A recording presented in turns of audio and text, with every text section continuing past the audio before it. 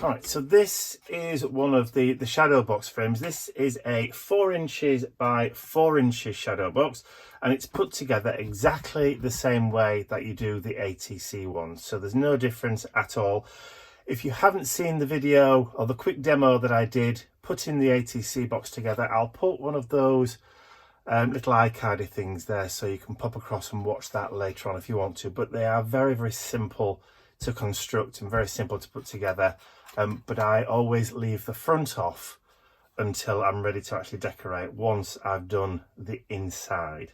So without further ado, let me put that one away because we're not using that one. And I'll just show you what I've collected just to add into my little assemblage box today. So I've got some paper from the Page Breaker art paper pad. Couldn't decide which side to use, so I've gone with this one with the dots on because I'm going to be using some circular pieces here. I've delved into my collection of ephemera and other bits and pieces of mixed media stuff that I've got, which I'm going to use as well. So I've got some stamps, I've got some papers, I've got a paper, one of Tim Holtz's paper dolls.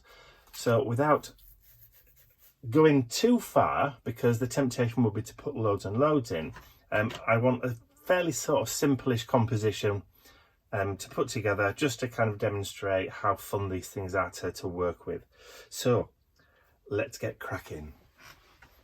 All right, so as far as the inside, decorating the inside of the box, I've just gone really simple. I've decided to create a paper tray that's going to come up the sides as well as cover the back as well. So all I've done, just as you would do if you were making a box, is I've cut a piece of paper which is 4 inches by 4 inches, and then the inch rise on both sides.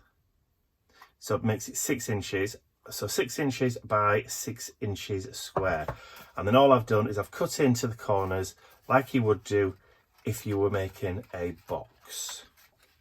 Simple as that, just to kind of create that box tray. And then that should be just the right size to slot straight in. Look at that. And then all you have to do is just add some glue, or you could glue it together first and then stick it in. But what I like to do is just grab some glue, put it in like that. In fact, I tell you what, let's do it this way. First of all, let's add a little glue there, a little glue there, just go around all 4 sides. I'm not going mad because you don't really need to. It's not like these things are going to get handled every day. And then what you can do is just fold everything in, fold your flaps in, like that, like that, like that, like that. And then you can drop your paper straight in and then open it back up again, tuck your corners in, straight down, tuck your corners in, so they're going to be invisible. And then you can just smooth out the sides. And there you go. You have your tray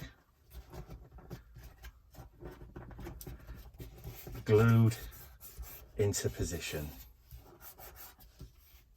How easy is that? How easy. Okay, so now we've got that done, I want to start adding in some bits of ephemera. So for the paper bits, like I said, nobody's going to be touching this, so I don't have to go really heavy with the glue. I've just got a strip of stamps.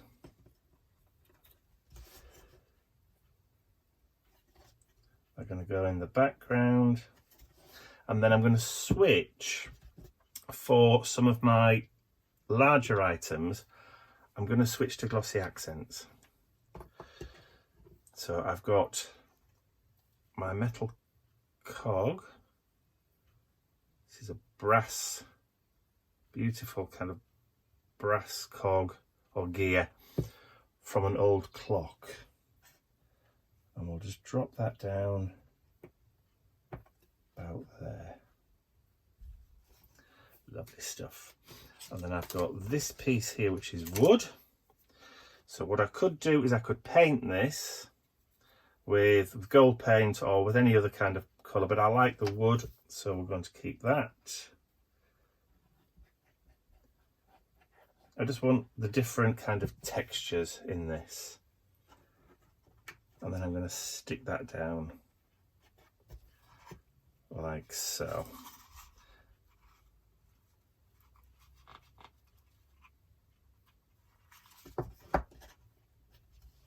All right, then I've got this, which is going to sit just there. So again, I'm going to use glossy accents. So this is, I think this is from a light fitting. It's like where you'd screw in a light bulb.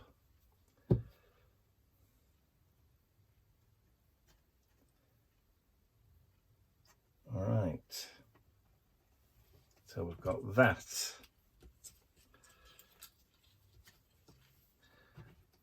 I've got my Tim Holtz paper doll, again is shiny, so I'm going to go over and just remove some of that shine just by using a little bit of matte medium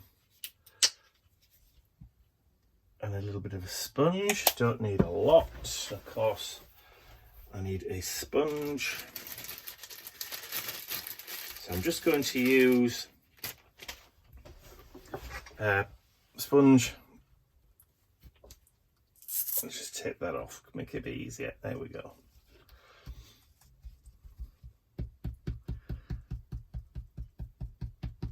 And I might just need to do 2 coats because you never know whether you're actually going to miss any. So the easiest thing to do is to dry it off and then see if you can see any shiny stuff. See, I've just missed a little bit just down there. So I'll just go over that with second coating, just with matte medium, and I'm just spouncing it on because if, like me, you don't like the shine, this is the way to get rid of it. And then you no longer have a shiny paper doll. So just grab some a wet wipe just so I can clean that worktop a little bit. There you go. Right, so now I'm going to stick him so he's sitting just on there. Right, let me just take the autofocus off. That's better.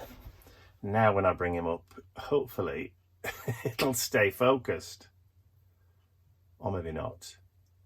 Or maybe it's just a picture. All right, so what you could do, if you wanted to, you just grab some cardboard and some scissors.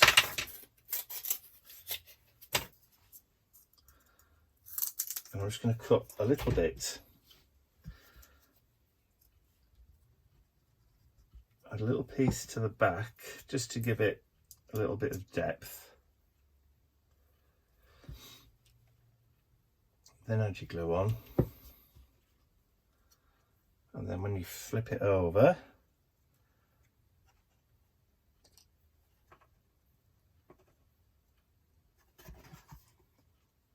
there we go. Like it. Okay, so got a little resin cog, so I'll add some glue on the back of that, and then we'll add that just, so let's add it just down there, just to kind of give us that little bit of a composition there. And then I found this, which is an old clock face, but it wasn't until I was fiddling around with it, working out what I wanted to do, then I noticed that there was still a battery in the back, and I just pulled the pin out. Oops. I thought, I wonder and yesterday when I tried this, it actually started working. But that's fine. It doesn't want to work today. I think I might have broken it yesterday, been a bit too rough.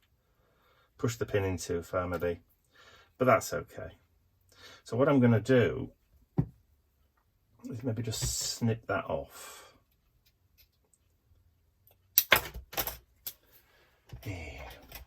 Because these Tim Holtz scissors usually will cut little things like this. There we go. Because they're strong enough to do that. And then what I'm going to do is I'm just going to put some glossy accents just around the rim.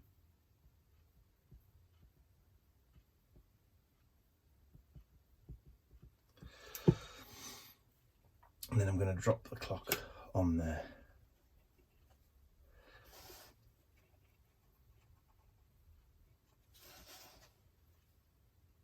There we go. And that's pretty much going to be it for the inside composition. Because when the frame goes on,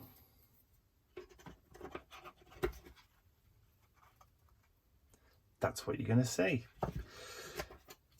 So I'm just going to leave that for a few minutes now, just so the glue and the glossy accents goes off, and then I'll come back in and then we'll just finish off with a few other bits and bobs, and then we can decorate the outside. Okay, so I'm back. Everything's had time to stick down. I did add that little cog back in that corner because I thought it just needed it. So all I want to do now is just to add some glue just into, or just onto those tabs there, just for the frame.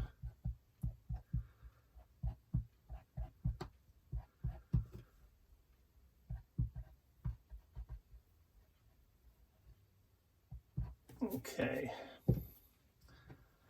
flip it over, and then we can just drop the frame cover into that. Now, if you want, just to make sure that it is down, just put a heavy weight on it, or if you've got clips like this, that'll do nicely.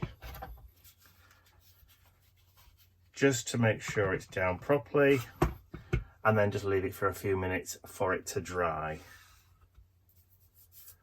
Just wipe off any squeezed out excess glue, but like I said, you could just put a weight on it if you want to.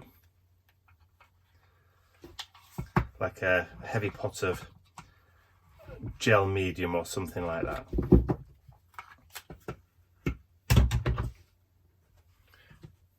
A couple of pots of big gesso will usually do the trick.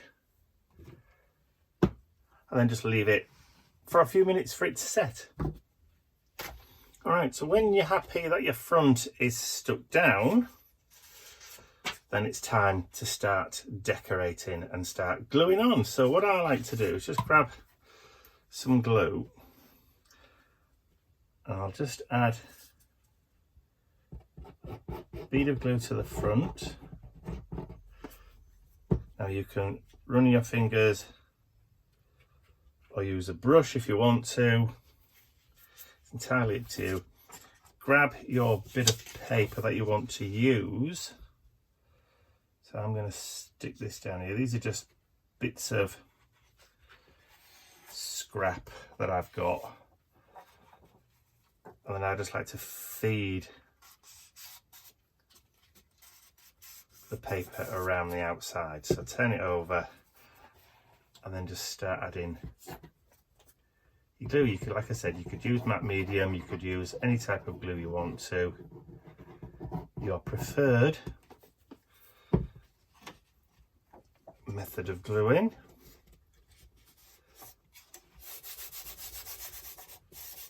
But I find this way I get a bit of a better fit.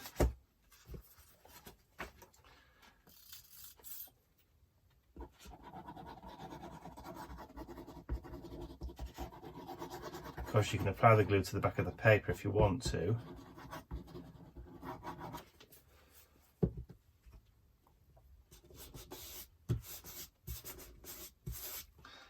And then just like I was wrapping a Christmas present or a birthday present, I'll snip in the corners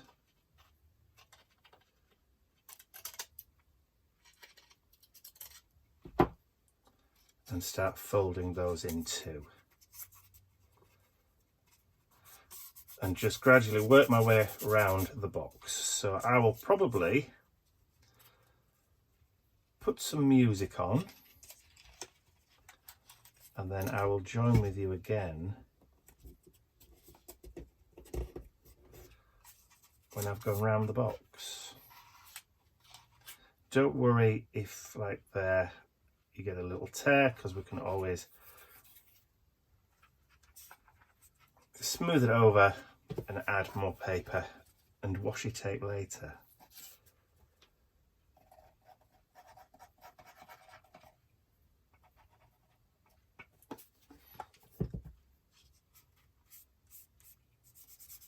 So just go around adding your bits of paper, or paint it, or rice paper it, whichever way you like doing.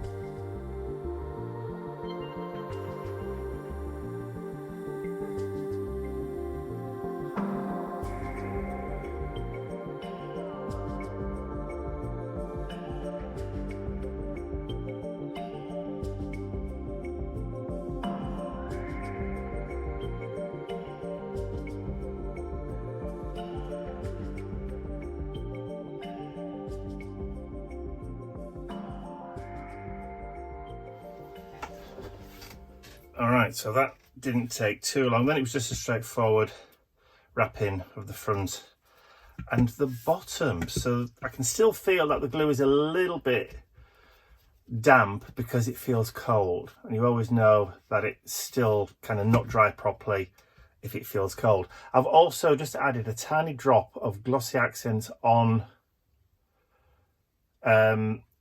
the clock handles, just to keep them in place because they were moving. And yes, the handle is, the second hand does actually flicker occasionally, so the battery has still got some power in it. So while we're doing that, I'm going to add a little piece of ephemera. I'm going to add this number plaque here. So I've gone ahead and just painted it with gold paint. So all I want to do is just add a little bit of glue just to the back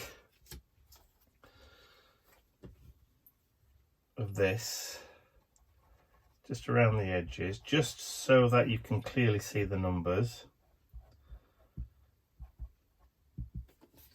There we go.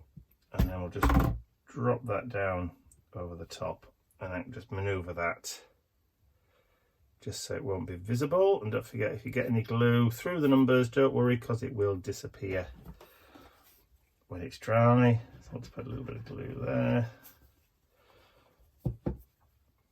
Flip that over and just position that somewhere in the middle. But I'm also just going to quickly go around the edges with some ink just to kind of distress and darken.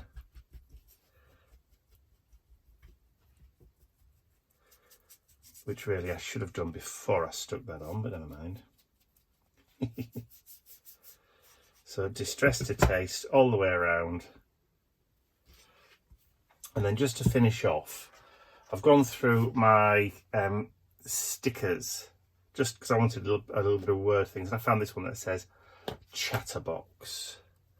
I like that one. So I'm going to add that just to the bottom. And then just give it a little bit of a grunge over there. And that's the thing with these, you can add bits to the sides here, you can add bits to the back if you want to. Just have a load of fun add in bits to your composition. But just for the time being, just to show you how easy these little shadow boxes are to play with, then that's exactly what I've done. And don't forget, they are available in about 8 different sizes, ranging from the ATC size ones going right the way up to 7x7. All available on the website.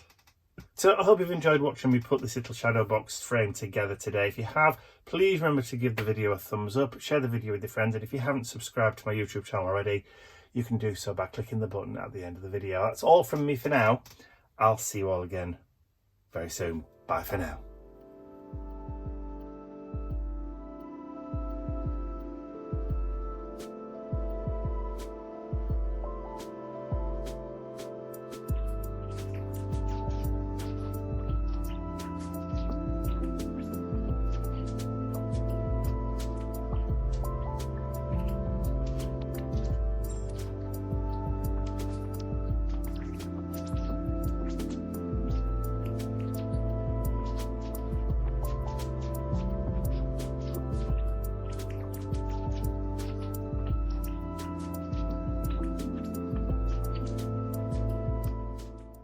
I'd like to say a huge thank you to all of my angels, because without you, these videos would not be possible. And don't forget, you can access your exclusive angel-only content over on my website. There's a link in the description area below.